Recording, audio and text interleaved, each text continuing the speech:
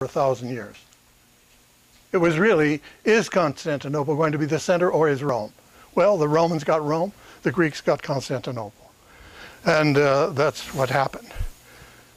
We saw the years of Inquisition, once again based on the idea that error has no rights.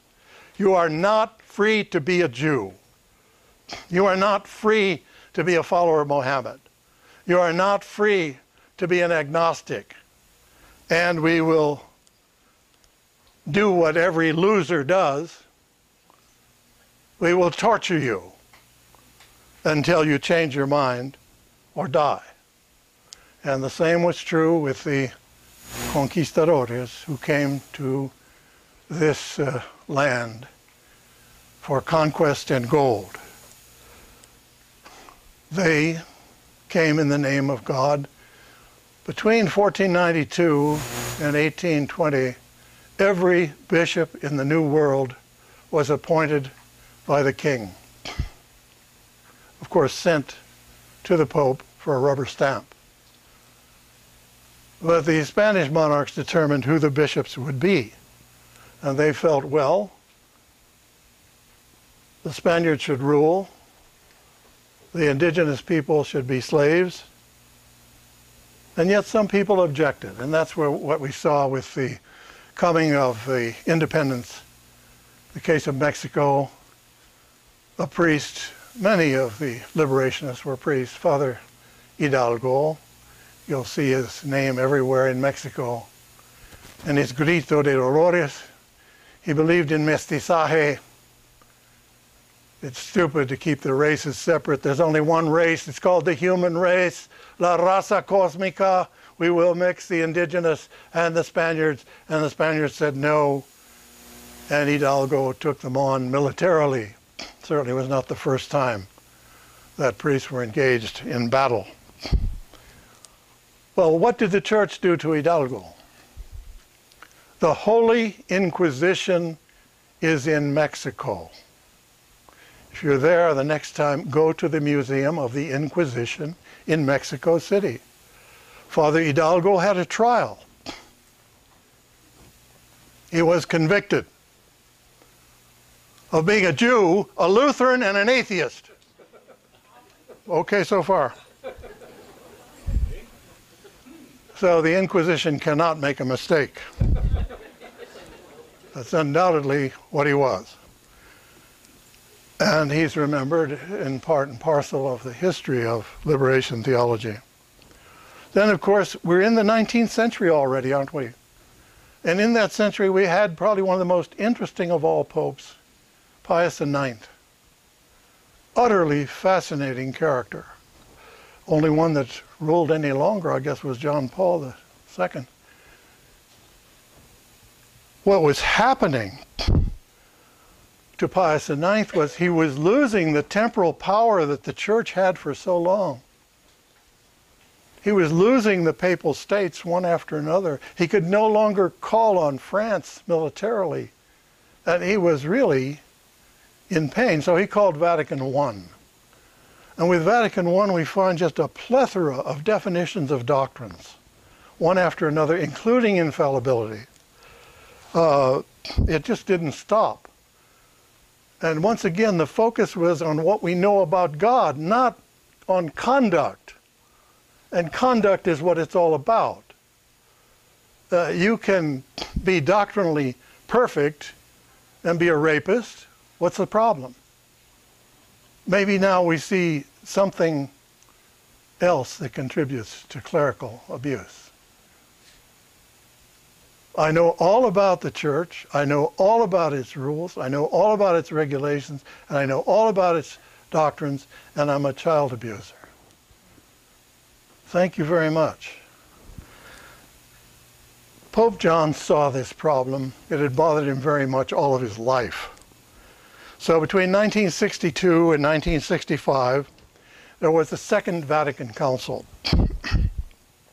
The impact on all of us in the field was very, very profound. We changed our modus operandi, just a few little examples of things that we did, as we were getting all this information coming from Rome, we used to hear individual confessions. And then, of course, we saw in canon law troops going into battle, 10,000 of them can receive absolution at once. We said, well, that's the way these people are. They're all in danger of death. The United States has killed 100,000 of them already by supporting the Guatemalan military.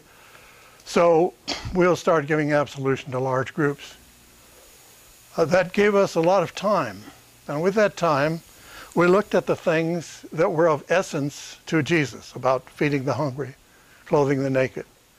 If it's good to give a glass of water to an individual, forse ora, it's good to give a water system to a community. In the midst of this, we had a Catholic press developing for the first time in the United States. Prior to the 60s, the Catholic press was, I guess, mainly to be read by the mothers of priests. It was triumphalistic. We are right, they are wrong.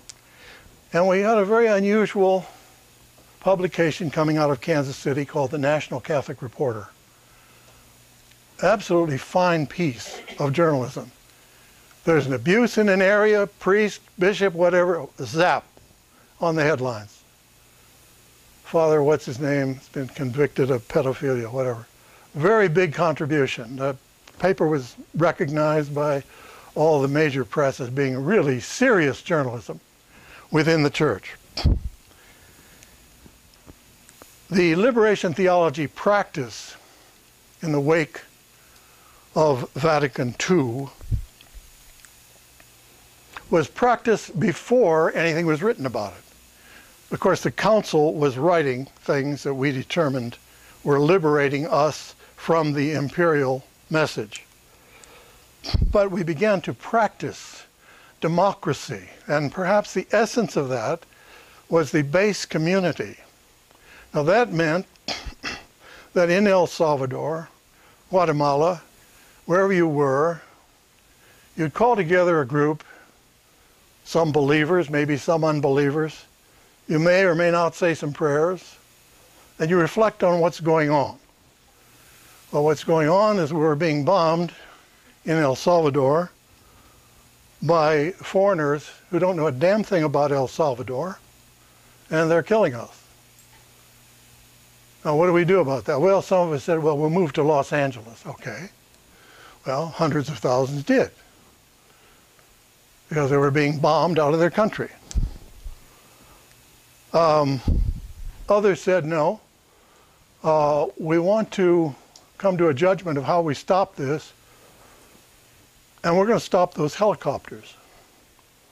And one case which was very interesting, they said, we're going to the air base outside of the capital, and we're going to destroy every helicopter on the ground, because we really don't want to hurt the pilots. And that's what they did. They trashed the helicopters. Well, is that worse than watching some idiots come and kill your children? Idiots who don't know anything, don't know your language, don't know why they're there. They knew what they were doing. They began to practice democracy.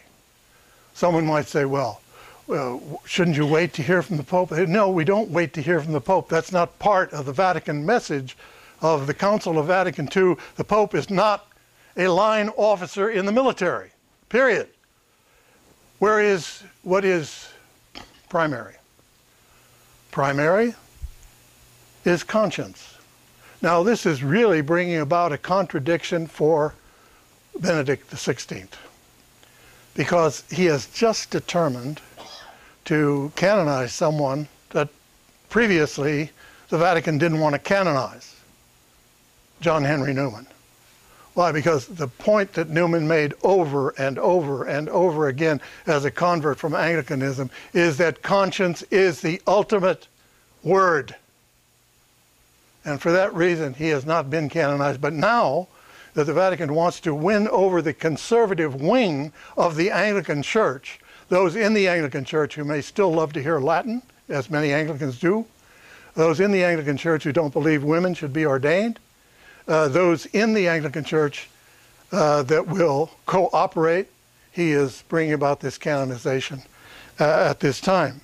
Now, many of us got into big trouble for our behavior.